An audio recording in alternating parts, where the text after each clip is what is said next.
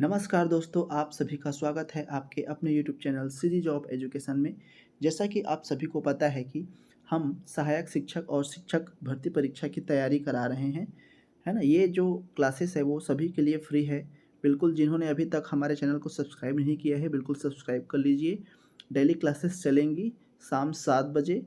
गणित एवं गणित शिक्षण की क्लासेस जो है कंटिन्यू चलेंगी। तो कल हमने क्लास 1 में डिस्कस किया था संख्याओं के बारे में, है ना। कुछ पॉइंट्स हमने डिस्कस करे थे, कुछ क्वेश्चंस हमने लगाए थे। तो आज हम इसी चैप्टर को जो है आगे बढ़ाते हुए चलते हैं, ठीक है। तो चलिए शुरू करते हैं। आज हम देखेंगे यूनिट अंक निकालना। तो सबसे पहले हम देख लेते हैं कि यूनिट अंक क्या होता है, कैसे निकालते हैं। चलिए, यूनिट डिजिट, है ना, इसको अपन इंग्लिश में कहते हैं यूनिट डिजिट और हिंदी में बोल देते हैं इकाई अंक, ठीक है। इकाई सबको पता ही होगा क्या होता है ना। चलिए, नहीं पता होगा तो बता देता हूँ मैं। देखिए, इकाई अंक कोई भी संख्या ले लेते हैं, जैसे 762 762 है ना। तो शुरू वाला जो नंबर रहता है इसको क्या बोला जाता है, इकाई बोला जाता है ना। कोई भी शुरुआत का जो नंबर रहता है इसको इकाई बोलते हैं।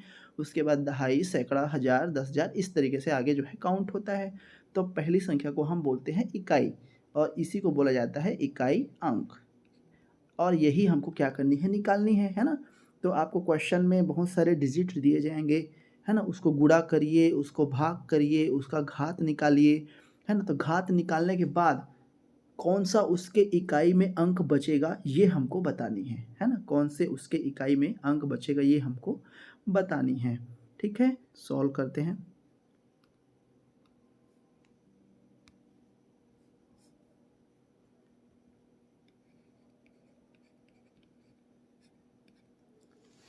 देखिए, हमारे पास क्वेश्चन दिए हुए हैं 999 गुणित 888 गुणित 777 गुणित 666। ये हमको जो है दिया हुआ है। इसमें हमको क्या करनी है, इकाई का अंक कितना होगा ये हमको बतानी है। ऑप्शन दिए हुए हैं आपके, ठीक है।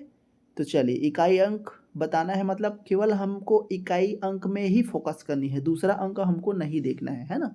हमको क्या करनी है, केवल इकाई अंक को ही फोकस करनी है। तो इकाई अंक को फोकस करेंगे तो इसमें क्या है, इकाई अंक तो 9 है। तो अब 9 का गुणा इसके इकाई अंक से कर देंगे 8, तो 9 8 कितना हो जाएगा, 72 हो जाएगा, ठीक है। अब इनका इकाई अंक ये जो है टोटल आ गया, इनका गुणनफल इकाई अंकों का 72 आ गया। अब फिर हम क्या करेंगे, इस 72 में इकाई अंक को देखेंगे तो इसमें इकाई अंक कितना है, 2 है। अब इस 2 को किससे गुणा कर देंगे, इस 7 से गुणा कर देंगे, है ना। तो 7 दूनी कितना हो जाएगा, 14 हो जाएगा। अब इनका गुणनफल 14 आया, इसका इकाई अंक कितना है, 4 है ना। अब इस 4 का गुणा हम किससे करेंगे, 4 का गुणा हम इस 6 के साथ कर देंगे, है ना। तो 6 चौक कितना हो जाएगा, 24 हो जाएगा, ठीक है। अब इसमें फाइनली हमको बताना है यूनिट डिजिट कितना होगा। तो देख लीजिए, यहाँ से हम आसानी से बता सकते हैं कि यूनिट डिजिट कितना है, 4 है, ठीक है। तो इस तरीके से हम निकालते हैं। कौन सा आंसर हो जाएगा आपका, ऑप्शन नंबर बी, 4 हो जाएगा, ठीक। इस तरीके से हम निकालते हैं। चलिए कुछ और देख लेते हैं अपन। अब देखिए, ये जो क्वेश्चन अभी हमने सरल किया ये तो अंकों के लिए है ना। साधारण सी अंक यदि हमको दिए हुए हैं, चाहे जोड़ हो, घटाव हो, गुणा हो, भाग हो, कोई सा भी दिया गया हो, साधारण अंक दिए गए हैं मतलब इसको हम आसानी से गुणा भाग करके उसके यूनिट डिजिट का गुणा करेंगे, भाग करेंगे, जोड़ेंगे, घटाएंगे, जैसा दिया है एज पर क्वेश्चन, है ना, निकाल सकते हैं, आसानी से निकाल सकते हैं। लेकिन यही चीज़ें अगर हमको घात में दी गई हो तब हम उसको कैसे हल करेंगे, आइए देखते हैं आगे के प्रश्न में। चलिए, तो इसके लिए कुछ नियम जो है फॉलो करना पड़ता है, ठीक है। तो क्या ये वो नियम है, चलिए देखते हैं। अंकों का जो है इकाई अंक कैसे निकाला जाता है ना। घातीय अंकों का इकाई अंक हम कैसे निकालेंगे, ठीक है। तो कोई भी संख्या दी गई है ना, कोई भी संख्या दी गई है, उसके घात में कुछ भी हो सकते हैं, 1 2 3 4 10,000 5,000 6,000, कुछ भी हो सकते हैं उसके घात में, है ना। लेकिन जो भी संख्या दी गई होगी उसके हमको इकाई को फोकस करनी है। तो या तो उस इकाई में 1 रहेगा, या 2 रहेगा, या 3 रहेगा, या 9 तक कोई भी संख्या हो सकती है, शून्य भी हो सकती है ना। मतलब शून्य से लेकर के 9 तक कोई भी संख्या जो है उस डिजिट में हो सकती है, उस संख्या में हो सकती है। तो इसी को देखते हैं अपन। है ना। यदि किसी संख्या का इकाई अंक, मान लेते हैं कि x का घात क्या है, n है, ठीक है। इकाई अंक जो है, ये संख्या दी गई है हमको x का घात n, जहाँ पे उसका इकाई अंक x या तो वो 2 रहे या 3 रहे या 7 रहे या 8 रहे, है ना। हमको संख्या दी गई है x पूरे का घात n, घात तो कुछ भी हो सकती है। ये जो x है ये इसका यूनिट डिजिट है, ये क्या है, इसका इकाई अंक है, इकाई है ना। तो ये इकाई या तो 2 रहे या तो 3 रहे या तो 7 रहे या तो 8 रहे, कुछ भी रहे, है ना। तो हम क्या करेंगे, जो भी घात दिया जाएगा इस घात को हम 4 से भाग कर देंगे, ठीक है। 4 से भाग करेंगे, घात को 4 से भाग करेंगे, ध्यान रखिएगा, ठीक है। जो भी घात दिया है उसको 4 से भाग करेंगे, मतलब यहाँ पे जो n दिखा हुआ है इसको n को हम किससे भाग करेंगे, 4 से भाग करेंगे। कब भाग करेंगे, जब उस संख्या के इकाई में या तो 2 होगा या 3 होगा या 7 होगा या 8 होगा, तभी करेंगे, ठीक है। अब यदि हम उस संख्या को उस घात को 4 से विभाजित करते हैं, है ना, तो यदि विभाजित करने के बाद शेषफल 1 आता है ना, यदि शेषफल 1 आता है तो उस यूनिट अंक में हम कितना घात लगा देंगे, 1 घात लगा देंगे। यदि शेषफल 2 आता है ना, भाग करने के बाद यदि शेषफल 2 आता है तो हम उस इकाई अंक में क्या करेंगे, उस इकाई अंक में घात 2 लगा देंगे। यदि शेषफल 3 आता है ना, यदि शेषफल 3 आता है तब हम क्या करेंगे, उस इकाई अंक में घात 3 लगा देंगे। और यदि शेषफल 0 आता है, ठीक है, तब हम उस क्या करेंगे, उस इकाई अंक में घात 4 लगा देंगे, ठीक है, घात 4 लगा देंगे। शेषफल 0 कब आएगा, जब पूरा पूरा डिवाइड हो जाएगा तब, ठीक है। अब चलिए इसको समझ लेते हैं ना, कुछ और पॉइंट समझ लेते हैं। ये तो हो गया जब इकाई अंक में 2 हो, 3 हो, 7 हो और 8 हो तब के कंडीशन में। भाई और भी संख्याएं हैं वो भी हो सकती है, तो चलिए उसको देखते हैं कैसे बनाएंगे। देखिए नेक्स्ट, हाँ यहाँ पे देखिए, यदि किसी संख्या का इकाई अंक, है ना, यानी x का घात में रहेगा ये तो, ठीक है। और ये जो इकाई अंक x है वो क्या हो, या तो 0 हो या 1 हो या 5 हो या 6 हो, है ना। जैसे 256 इस तरीके से रहेगा, है ना, घात इसमें कुछ भी दे दिया, जैसे 250 घात दे दिया, तो ये जो 6 है यही क्या है, x है ना, यही क्या है, x है। तो इसका मान या तो 0 रहे या 1 रहे या 5 रहे या 6 रहे, है ना। यदि ये चारों रहते हैं तब हम क्या करेंगे, यदि किसी संख्या का इकाई सॉरी, है ना, ये अगर ये चारों रहते हैं तो उसका जो इकाई अंक है वो क्या होता है, समान होता है, ठीक है। तो उसका इकाई अंक क्या होता है, समान होता है। मतलब अगर यूनिट डिजिट में इस तरीके से आ गए संख्याएं 0, 1, 5 और 6, तो उसका इकाई अंक भी क्या होगा, 0 आएगा तो 0 रहेगा, 1 आया तो 1 रहेगा, 5 रहे अगर इकाई अंक में तो 5 रहेगा, 6 रहे तो 6 रहेगा। मतलब जितना उसके यूनिट डिजिट में रहेगा, है ना, उतना ही संख्या उसका इकाई अंक भी होगा। तो सरल करने की ज़रूरत नहीं है। 256 की घात 250 में यूनिट डिजिट क्या होगा बोलेगा तो मैं आसानी से बता दूंगा कि 6 होगा। कैसे बताया, क्योंकि यूनिट डिजिट इसका 0, 1, 5, 6 जिसका भी रहता है उसका यूनिट डिजिट भी उतना ही संख्या होता है, ठीक है। अब नेक्स्ट देखते हैं, यदि किसी संख्या का इकाई अंक या तो 4 हो या 9 हो, ठीक है। यदि किसी संख्या का इकाई अंक या तो 4 हो या 9 हो। अब देख लेते हैं, 4 या 9 अगर रहता है किसी भी संख्या का इकाई अंक, तब 2 कंडीशन बनते हैं दोस्तों। यदि 4 रहे तब या तो जो घात है वो सम में रहेगा या तो जो घात है वो विषम में रहेगा, है ना। जैसे 4 का घात जैसे 2 है तो 4 का घात 16 आता है ना, तो यूनिट डिजिट क्या होगा, 6 होगा। यहाँ पे सुधार लीजिएगा, इसको उल्टा लिखा गया है, ये हो जाएगा 6 और ये हो जाएगा 4, ठीक है। जिन्होंने भी हमारा नोट्स खरीदा होगा गणित का वो लोग भी सुधार दीजिएगा अगर वीडियो देख रहे हैं तो। यहाँ पे क्या रहेगा, अगर 4 आता है यूनिट डिजिट में और उसका घात यदि सम रहे तो उसका इकाई अंक हमेशा कितना होगा, 6 होगा। और यदि यदि उसका जो घात है वो विषम रहे तो उसका इकाई अंक हमेशा कितना होगा, 4 होगा, ठीक है। इस तरीके से ये 4 के कंडीशन में हो गया। अब 9 के कंडीशन में देख लेते हैं। 9 में क्या होता है, यदि जो है घात है वो सम है ना, सम है मतलब 9 का घात 2 है तो 9 का घात 2 81 आता है, तो इसका हमेशा इकाई अंक कितना आता है, 1 आता है, तो इसका 1 आएगा हमेशा। और यदि विषम में है, ठीक है, यदि विषम में है तो कितना आएगा, 9 आएगा। तो ये तो हो गए 0 से लेकर के 9 तक की संख्याएं अगर इकाई अंक में हो तब हम उसका कैसे निकालते हैं इकाई अंक। ठीक है, अब चलिए प्रश्न के माध्यम से हम इसको जानने का प्रयास करते हैं। चलिए देखते हैं प्रश्न। देखिए ये हमको दिया गया है क्वेश्चन नंबर 13। ठीक है, क्वेश्चन नंबर 13 देते हैं। आइए सरल करते हैं इसको। ये देखिए हमको दिया गया है 2017। ठीक है, 2017 का घात दिया हुआ है 2018। ठीक, इसमें क्या करना है हमको, इकाई अंक क्या है ये बताना है। ठीक है, इकाई अंक क्या है ये हमको क्या करनी है, बतानी है। तो अभी मैंने नियम बताया है ना, अभी मैंने नियम बताया। देखो यहाँ पे कि 2, 3, 7, 8 यदि रहता है तो हम उसके घात को क्या करते हैं, 4 से विभाजित करते हैं, है ना। उसके घात को हम क्या करते हैं, 4 से विभाजित करते हैं। ठीक है, तो चलिए विभाजित कर देते हैं। देखिए ये हमारा घात हो जाएगा, तो 2018 को 4 से भाग कर दो और क्या लिखते हैं यहाँ पे, शेषफल लिखते हैं, है ना। तो ये 4 पंछे 20 हो गया। ठीक है, 4 शून्यम शून्य हो गया, 4 चौक 16। अब यहाँ पे 18 है तो 16 हुआ, तो 2 शेषफल बचा। तो यहाँ पे हमारा शेषफल क्या बच गया, 2 बच गया। ठीक है, शेषफल हमारा क्या बच गया, 2 बच गया। तो इसलिए हम क्या करेंगे, इकाई अंक को 7 लिखेंगे इस तरीके से, और जितना भी शेषफल बचा रहता है उसको हम घात में चढ़ा देते हैं, तो ये घात 2 हो जाएगा। तो इस तरीके से 7 का घात 2 कितना होता है, 49 होता है। तो हमारा यूनिट डिजिट कितना आ गया, 9 आ गया। तो ये हो जाएगा हमारा डी जो है आंसर। ठीक है, यूनिट डिजिट इकाई अंक क्या हो जाएगा हमारा, 9 हो जाएगा। तो इस तरीके से सरल करते हैं। ठीक है, चलिए नेक्स्ट देखते हैं, नेक्स्ट क्वेश्चन।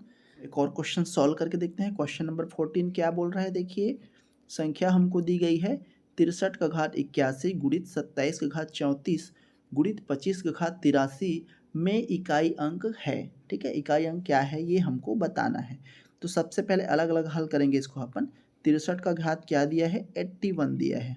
ठीक है, 2, 3, 7, 8 यदि रहे तो अपन घात बटे 4 करते हैं, है ना। तो यहाँ पे 3 है, इसके यूनिट डिजिट में तो घात बटे 4 करेंगे।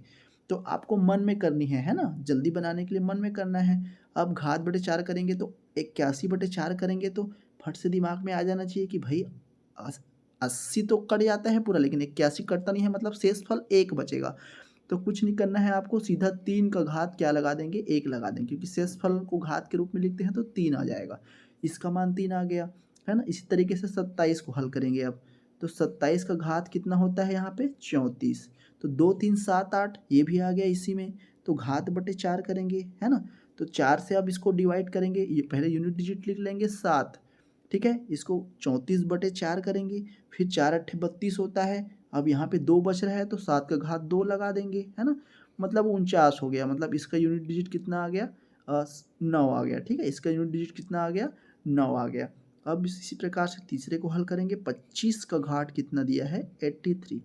अब 25 दिया है, देखो 5 दिया है ना, 5 दिया है तो 5 आता है। ठीक है, 5 आता है तो उसका भी यूनिट डिजिट कितना ही होता है, 5 ही होता है, अभी हमने बताया नियम में, है ना।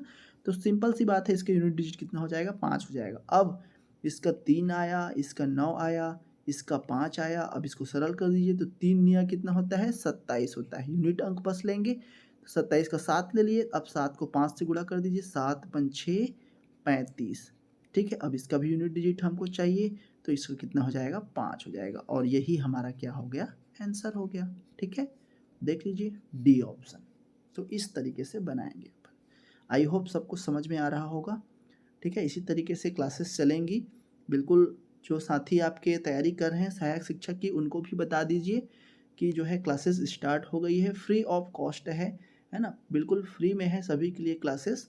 अगर आप हमारा नोट्स खरीदना चाहते हैं तो आप इस नंबर पे संपर्क कर सकते हैं, 8839730092। ये हमारा व्हाट्सअप नंबर है, इस नंबर पे आप संपर्क कर सकते हैं। अगर आप हमारा गणित एवं गणित शिक्षण का नोट्स लेना चाहते हैं, और भी जो सब्जेक्ट हैं उनका नोट्स लेना चाहते हैं, सहायक शिक्षक की संपूर्ण तैयारी करना चाहते हैं, तो आप हमारा नोट्स जो है परचेस कर सकते हैं। ठीक है, चलिए अब हम नेक्स्ट देखते हैं आगे। देखिए ये तो हो गया यूनिट डिजिट निकालना। अब सबको यूनिट डिजिट निकालना आ जाएगा, ठीक है। अब इसके बाद देखते हैं क्वेश्चन नंबर 15।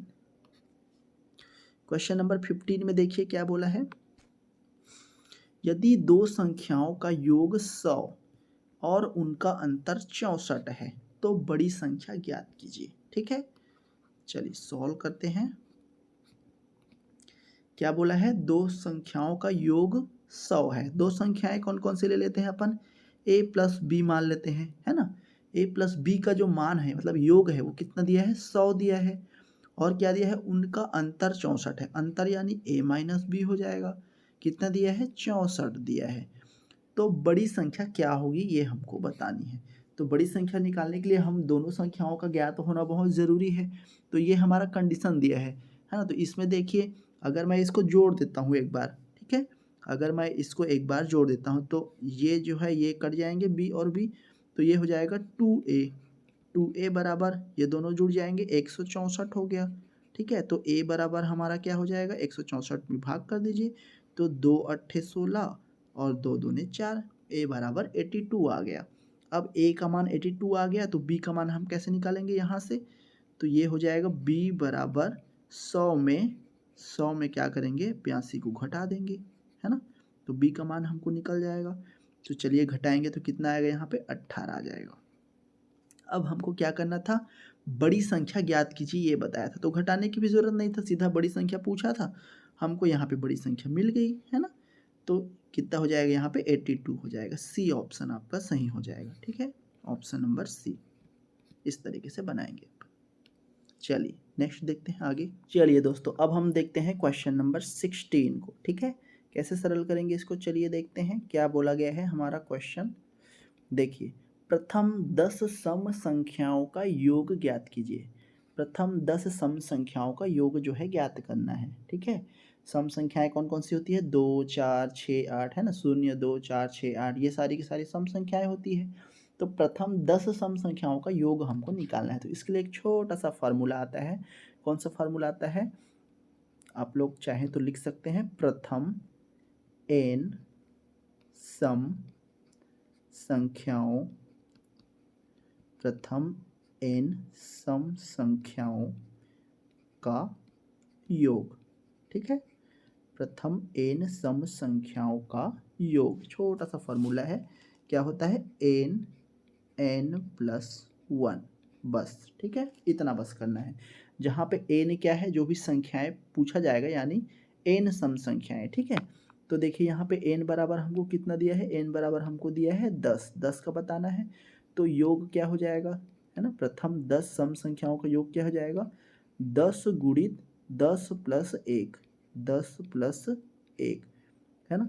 यानी कि 10 गुणित कितना हो जाएगा, 11। इसको सरल करेंगे, गुणा करेंगे तो 110 आ जाएगा। तो हमारा आंसर क्या हो जाएगा, बी ऑप्शन, ठीक है। हमारा आंसर क्या हो जाएगा, बी ऑप्शन। इस तरीके से बनाएंगे, है ना। नेक्स्ट देखते हैं इसी पर आधारित और क्वेश्चंस। क्वेश्चन नंबर 17, ठीक है। 17 में देखिए इसमें वर्ग आ गया, है ना। क्या दिया है इसमें क्वेश्चन में, 1 का वर्ग प्लस 2 का वर्ग प्लस 3 का वर्ग, ऐसे ऐसे 20 का वर्ग। इसका जो है मान कितना होगा, इसका जो है वैल्यू कितना होगा, ये हमको बताना है, ठीक है। तो वहाँ पे इसके पहले जो अपन क्वेश्चन देखे उसमें n सम संख्याओं का योग दिया था। अब इसमें क्या दिया है, n पूर्णांकों के वर्गों का योगफल, ठीक है। तो इसके लिए भी सूत्र होता है, प्रथम n धन पूर्णांकों, प्रथम n धन पूर्णांकों का योगफल, ठीक है। प्रथम n धन पूर्णांकों का योगफल क्या होता है, formula n plus 1, n plus 1, 2n plus 1 पूरे का बटे 6 होता है, ठीक है। प्रथम n धन पूर्णांकों का योगफल कितना होता है, n प्लस 1, 2n प्लस 1/6 होता है। अब यहाँ पे n का मान हम कैसे निकालेंगे, है ना। तो यहाँ पे देख लीजिए 1 से लेकर के 2 3 4 इस तरीके से 20 तक दिया हुआ है। मतलब n बराबर क्या है, यहाँ पे 20 है, ठीक है। n बराबर क्या है यहाँ पे 20 है। अब चलिए सरल कर दीजिए, इसको फॉर्मूले में रख दीजिए। तो n का मान हो गया 20, ठीक है। यहाँ पे 20 रख दिए। अब 20 + 1 कितना हो जाएगा, 21 हो जाएगा। तो 21 हो गया गुणित 2 गुणित n यानी 20, तो 20 दूनी 40, 40 और 1 41, तो मैं डायरेक्ट लिख रहा हूँ 41 हो गया। पूरे का बटे कितना हो जाएगा, 6 हो जाएगा, ठीक है। पूरे का बटे कितना हो जाएगा, 6 हो जाएगा। इसको सरल कर देते हैं, तो कटा देंगे इसको, है ना। कटाएंगे तो देखिए कितना आएगा। यहाँ से ये 10 बार में चला गया और यहाँ से 2 तिया 6, फिर यहाँ से करेंगे तो 3 सत्ते 21 हो गया। अब इसको गुणा कर दीजिए, इन दोनों को पहले गुणा कर देते हैं। तो 7 एकम 7 और 7 चौक 28, उसके बाद ये 10 भी है तो 1 जीरो लगा दीजिए, तो 2870 हो गया, ठीक है। सी ऑप्शन 2870 इस तरीके से बनाएंगे, ठीक है। चलिए नेक्स्ट क्वेश्चन देखते हैं, क्वेश्चन नंबर 18, ठीक है। इसमें क्या बोला है देखिए, क्वेश्चन नंबर 18 में बोला गया है किसी संख्या को 342 से भाग देने पर 47 शेष फल जो है प्राप्त होता है। यदि उसी संख्या को 18 से यदि हम भाग दें, ठीक है, उसी संख्या को यदि हम 18 से भाग दें तो शेष फल क्या होगा, ठीक है। अभी जो अपन पिछला जो क्वेश्चन करे हैं, है ना, क्वेश्चन नंबर 17, इसमें धन पूर्णांक है। इसी तरीके से और भी क्वेश्चंस पूछे जाते हैं, जैसे n विषम संख्याओं का योग, है ना, n तक के सम विषम संख्याओं के वर्गों का योग, है ना, n प्राकृतिक संख्याओं के घनों का योग। तो बस फॉर्मूले पे रखना होता है, ज़्यादा कुछ नहीं है इसमें, ठीक है। हमारे नोट्स में ऑलरेडी फॉर्मूले दिए हुए हैं, प्रैक्टिस क्वेश्चन आपको करा दिया जाएगा, ठीक है। चलिए क्वेश्चन नंबर 18 अपन देख रहे थे, इसको सरल करते हैं। क्वेश्चन नंबर 18 एक बार फिर से पढ़ लेते हैं। किसी संख्या को 342 से भाग देने पर 47 शेषफल प्राप्त होता है। यदि उसी संख्या को 18 से भाग दिया जाए तो शेषफल क्या होगा, है ना। तो शेषफल क्या होगा, ध्यान से देखिए। किसी संख्या को 342 से भाग देने पर 47 शेषफल प्राप्त होता है ना। तो यहाँ पे शेषफल को अपन लिख लेंगे, ठीक है। प्रथम संख्या के शेषफल को द्वितीय भाजक से हम भाग देंगे। कैसे भाग देंगे देखिए, तो यहाँ पे अपन शेषफल को लिख लेते हैं। प्रथम संख्या के शेषफल को हम क्या करेंगे, द्वितीय भाजक से भाग देंगे। तो प्रथम संख्या का शेषफल हमारा 47 है और उसी संख्या को दूसरा भाजक हमारा क्या है, 18 है ना। दूसरा भाजक हमारा क्या है, द्वितीय भाजक 18 है। तो इससे क्या करेंगे, अपन भाग देंगे। सरल करने का आसानी से ये ट्रिक हो जाएगा, ठीक है। ट्रिक से हम सरल कर देंगे, ठीक है। तो क्या करेंगे, जो भी संख्याएं दी गई है उसका शेषफल को हम दूसरी संख्या के जो द्वितीय भाजक है यानी 18 से, मतलब सिंपल सी बात है, शेषफल को जो वैल्यू दिया जाएगा उसको भाग करना है। तो 47/18 करेंगे, क्योंकि शेषफल ही हमको पूछा है। अब 47/18 करेंगे तो कितना आएगा देखिए, 18 दूनी 36 होता है ना। 18 दूनी 36 होता है, 2 बार में जा रहा है।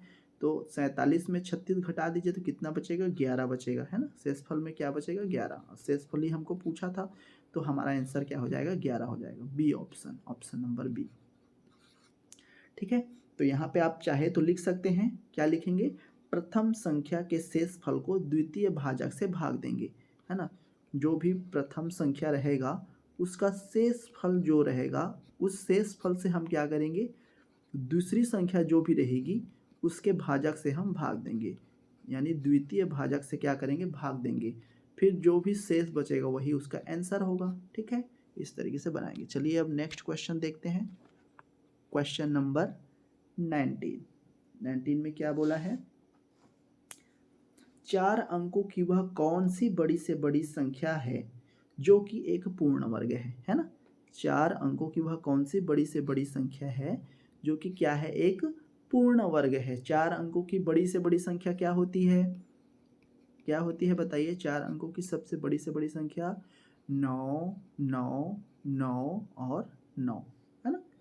9999, ये क्या होती है, 4 अंकों की सबसे बड़ी संख्या है। अब हमको क्या बताना है कि एक पूर्ण वर्ग है, ये बताना है। बड़ी से बड़ी संख्या भी होनी चाहिए और एक पूर्ण वर्ग होनी चाहिए। तो कैसे करेंगे, पूर्ण वर्ग के लिए इसको हम भाग विधि से सरल करेंगे। भाग विधि से इस तरीके से हम बनाते हैं, है ना। भाग विधि से हम सरल करेंगे। तो कैसे सरल करेंगे देखिए, हाँ, सबसे पहले जोड़ा बनाते हैं, है ना, जोड़ा बनाते हैं तो ये जोड़ा बन गया 2 ठो, ये जोड़ा बन गया 2 ठो, ठीक है, जोड़ा बना लिए। अब इसको हम 9 से डिवाइड करके देखेंगे तो 9 निया 81 आ गया, ठीक है, 9 निया 81 आ गया। तो यहाँ पे घटा देते हैं, 9 में 1 घटाएंगे तो 8, फिर यहाँ पे 1 बच गया, ठीक है, 18 आ गया यहाँ पे। फिर क्या करते हैं, जितने संख्या का यहाँ पे लेते हैं उतने का ही जोड़ देते हैं, तो 9 9 18 आ गया। भाग विधि तो सबको पता ही होगा, है ना, सभी टीचर बनने जा रहे हैं, स्कूल में पढ़ाते होंगे, है ना, या नॉर्मल तैयारी भी कर रहे होंगे तो आसानी से जानते होंगे कैसे भाग विधि से अपन हल करते हैं, ठीक है। तो ये हो गया 9 9 18 हो गया। अब फिर क्या करेंगे, फिर 9 लेके देखते हैं, है ना, फिर 9 लेके देखते हैं। अब यहाँ से 2 संख्या उतर जाएगी, 9 और 9, तो ये 1899 हो गया। 9 लेके फिर से देखे हैं तो इसको गुणा करेंगे तो 9 निया 81 की 1 हासिल 8, 9 8 72, 72 और 8 कितना हो जाएगा, 80 की 0 हो जाएगा, 8 बज गया, ठीक है।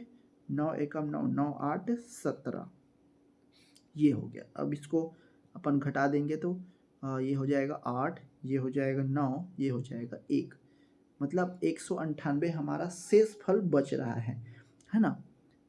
अब ये पूर्ण वर्ग कब हुआ, जब ये पूर्ण वर्ग, जब ये कब होगा ये पूर्ण वर्ग, जब ये जो शेष फल हमारा बच रहा है ये कुछ ना बचे, मतलब 0 0 हो जाए, है ना, कुछ भी ना बचे, 0 0 हो जाए तब। अब 0 0 कैसे होगा, तो इस पूरे संख्या में जो शेष फल बच रहा है इसको मैं घटा दूं तो जो बची हुई संख्या है ना, वो क्या बन जाएगी, पूर्ण वर्ग बन जाएगी। मतलब 9 9 9 और 9, इसमें मैं 198 को यदि घटा देता हूँ, है ना, इसमें यदि मैं 198 को घटा देता हूँ तो घटा दीजिए कितना आएगा, घटाएंगे तो हमारा कितना आएगा 9801, ठीक है।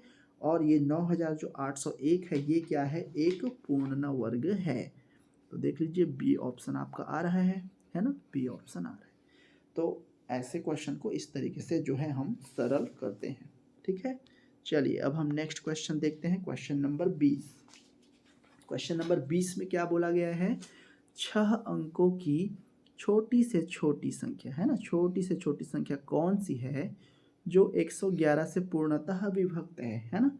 6 अंकों की छोटी से छोटी संख्या बताइए। चलिए बताइए कितना होता है 6 अंकों की सबसे छोटी संख्या, कितना होता है, कैसे निकालते हैं। बड़े से बड़े संख्या में तो जितना बड़ी से बड़ी संख्या पूछा जाए उतना 9 लगा देते हैं। छोटी से छोटी संख्या में क्या करते हैं, जितना भी छोटी से छोटी संख्या बोला जाए उसमें क्या करेंगे, 1 पहले लगाएंगे, फिर 1 2 हो गया, 3 4 5 6, इस तरीके से काउंट कर लेते हैं। तो ये होता है 6 अंकों की सबसे छोटी संख्या।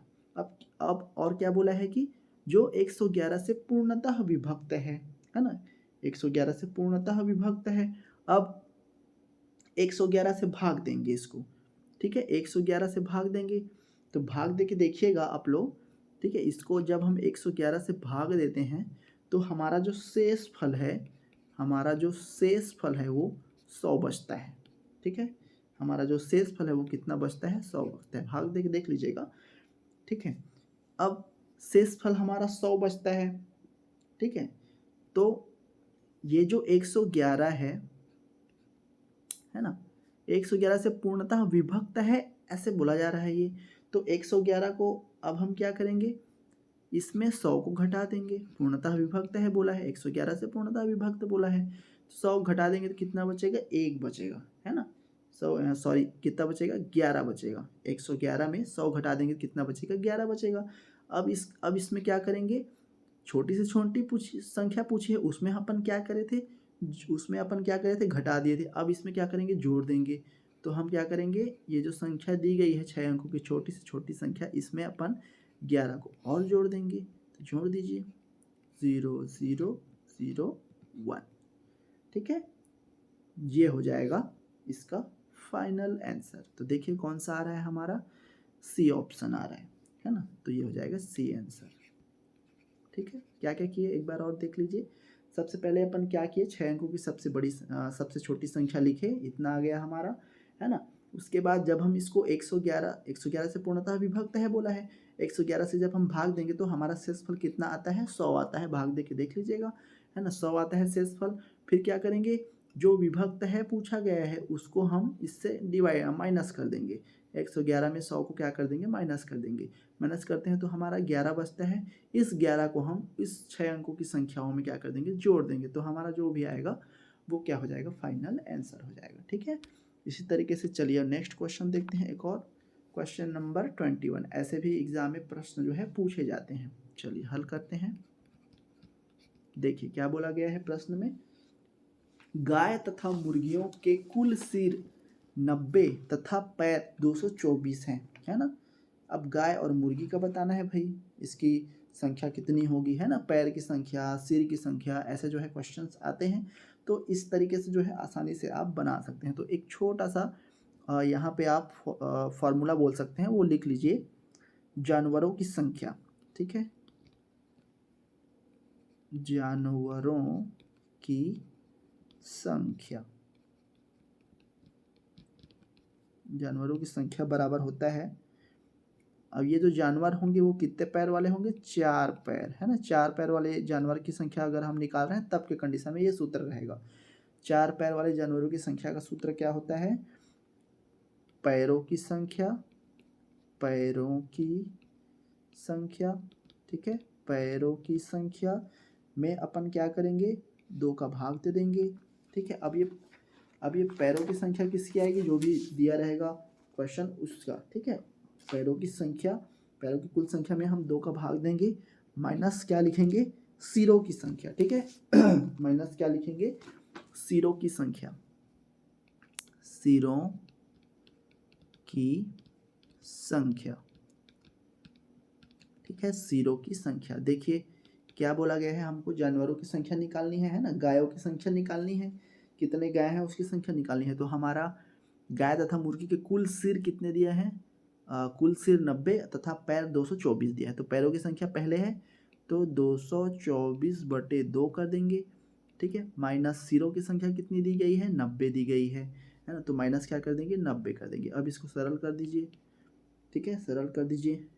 तो देखिए इसको भाग करेंगे तो 112 आएगा, माइनस 90। तो 112 में जब हम 90 को घटाते हैं तो कितना बचता है, 22।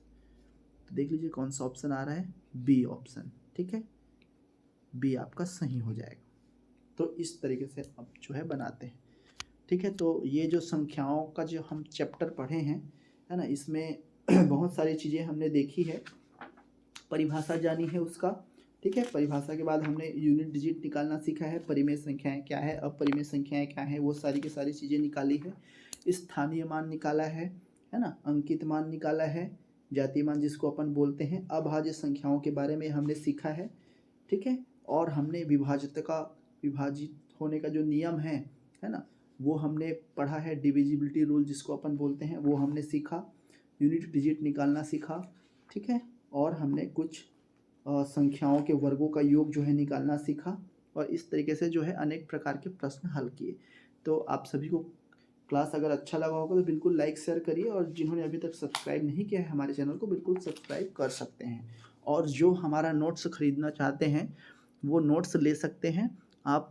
गणित और गणित शिक्षण का नोट्स लेने के लिए आप हमें इस नंबर पर संपर्क कर सकते हैं, 8839730092, ठीक है। हमारे पास 4 सब्जेक्ट के नोट्स अवेलेबल हैं, आप इस नंबर पे संपर्क कर सकते हैं, ठीक है। ठीक है दोस्तों, धन्यवाद। मिलते हैं कल अगली क्लास में नेक्स्ट चैप्टर के साथ में।